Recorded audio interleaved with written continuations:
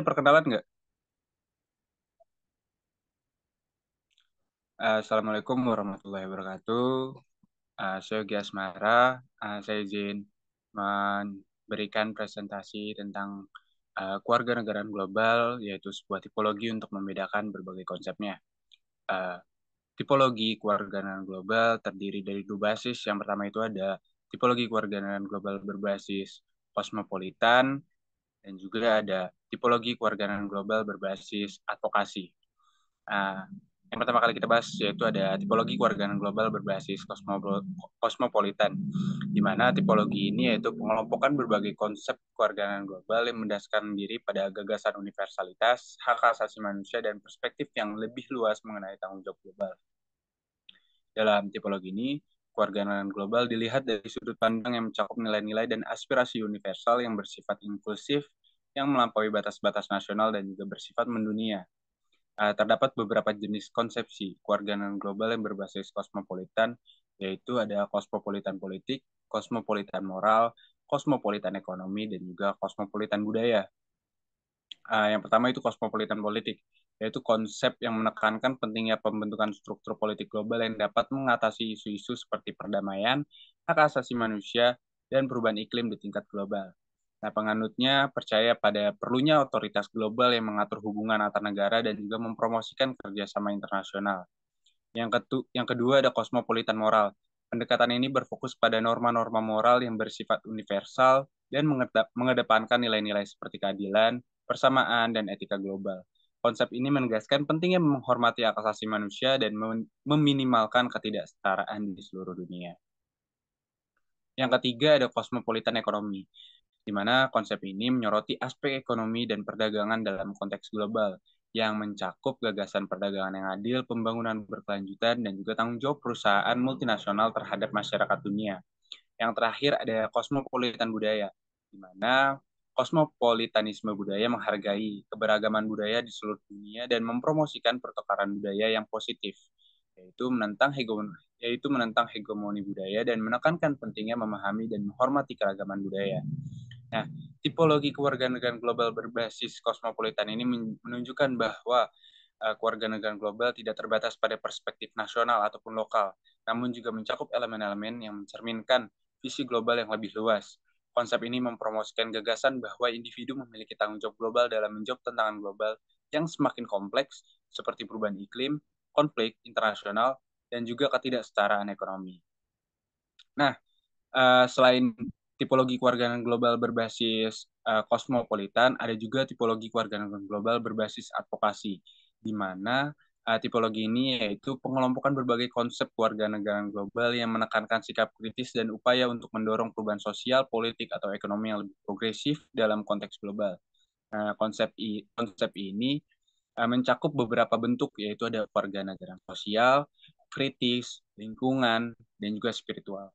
Yang pertama itu sosial. Pendekatan ini menyoroti isu-isu sosial global seperti ketidaksetaraan, ketidakadilan, dan penindasan sosial. Penganutnya berupaya untuk memperjuangkan hak-hak sosial seperti hak atas pendidikan, perawatan kesehatan, dan juga pekerjaan yang layak di tingkat global. Yang kedua, yaitu kritis. Konsep ini berfokus pada analisis kritis terhadap struktur kekuasaan global, institusi-institusi, dan juga praktik-praktik yang mempertahankan ketidaksetaraan dan ketidakadilan. Kewarganegaraan global berbasis advokasi ini mencoba mengungkap masalah di balik isu-isu seperti imperialisme, eksploitasi, dan juga neokolonialisme. Yang ketiga ada lingkungan. Pendekatan ini menitik beratkan pada isu-isu lingkungan global, termasuk perubahan iklim, kerusakan lingkungan, dan pelestarian sumber daya alam.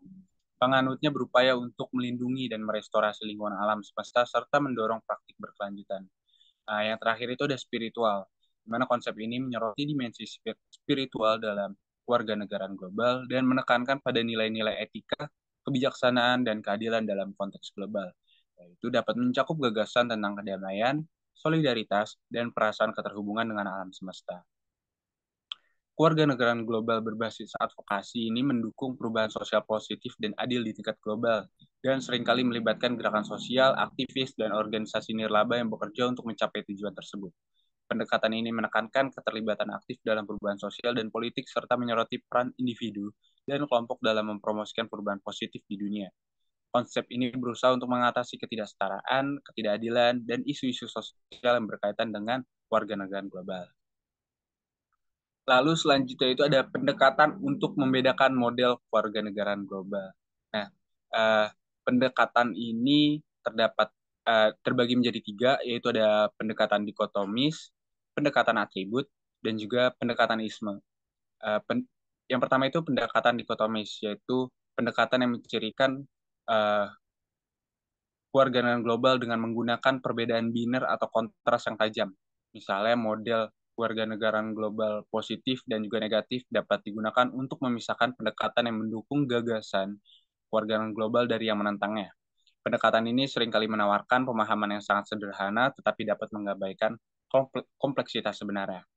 Yang kedua itu ada atribut, di mana pendekatan ini berfokus pada atribut yang diinginkan dari warga negara global, yang mencakup pertimbangan seperti tanggung jawab global, empati, pengetahuan lintas budaya, dan kesadaran tentang masalah global.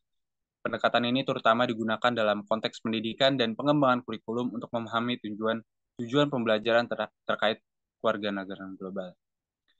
Yang ketiga itu ada pendekatan isme, yang yaitu ini membedakan kewarganegaraan global yang berdasarkan landasan ideologisnya.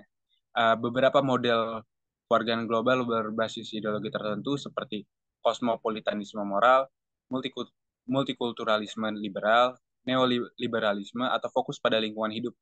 Pendekatan ini memungkinkan pemahaman yang lebih mendalam tentang landasan teoritis dari konsep-konsep kewarganegaraan global.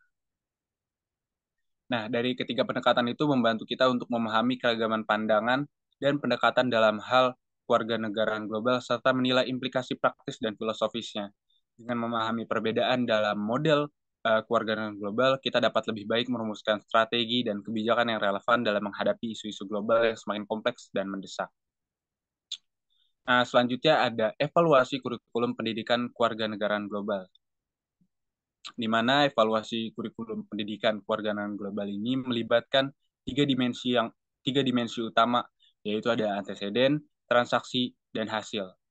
Nah, anteseden itu sendiri merupakan dimensi yang berkaitan dengan unsur-unsur yang harus ada sebelum implementasi kurikulum kewarganegaraan global, yang mencakup pemahaman mendalam tentang isu-isu global, hukum, dan regulasi yang relevan, serta tujuan dan sasaran kurikulum. Anteseden juga mencakup pemahaman tentang keterlibatan, pemangku kepentingan, sumber daya yang tersedia, dan juga kesiapan institusi pendidikan. Selanjutnya ada transaksi, di mana dimensi ini mencakup semua aktivitas dan proses yang terjadi selama implementasi kurikulum kewarganegaraan global, yang mencakup metode pengajaran, bahan ajar, pelatihan pendidik, dan juga interaksi siswa.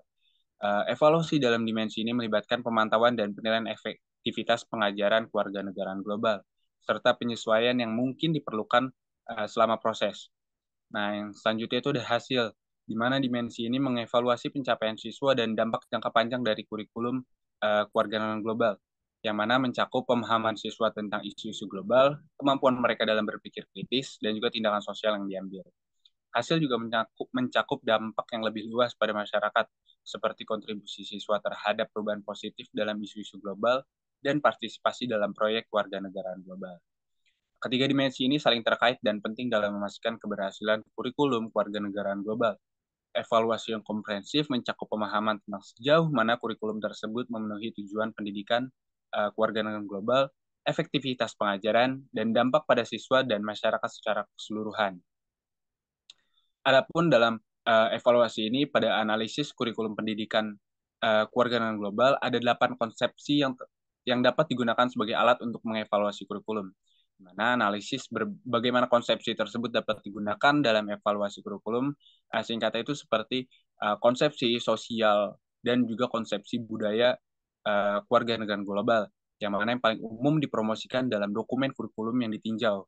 Mereka menekankan keragaman budaya, tantangan stereotip, dan kritik terhadap citra negatif negara-negara yang dianggap kurang berkembang secara ekonomi. Selanjutnya itu ada konsepsi ekonomi kewarganegaraan global. Meskipun ada, yaitu menunjukkan kecenderungan untuk menggunakan stereotip dalam kaitannya dengan negara-negara kurang berkembang, fokusnya lebih pada kemiskinan dan bencana di negara-negara ekonomi kurang maju, sambil mengabaikan kesenjangan di negara-negara maju atau dampak perdagangan global yang positif. Yang terakhir itu ada konsepsi kritis dalam kewarganegaraan global yang hadir dalam dokumen kurikulum, namun proposal penyampaian yang dimaksudkan cukup sedikit dibandingkan dengan konsepsi lain yang menunjukkan kelemahan dalam perancangan kurikulum. Nah, analisis tersebut juga mengungkapkan beberapa ketidaksesuaian antara elemen-elemen kurikulum yang dapat menyebabkan masalah dalam praktik. Oleh karena itu, tipologi ini memberikan pemahaman yang lebih luas dan komprehensif dalam mengevaluasi kurikulum pendidikan kewarganegaraan global yang memungkinkan penilaian berdasarkan kekuatan dan kelemahan kurikulum dalam mewujudkan konsepsi kewarganegaraan global yang diinginkan. Cukup sekian dari saya. Terima kasih. Wassalamualaikum warahmatullahi wabarakatuh.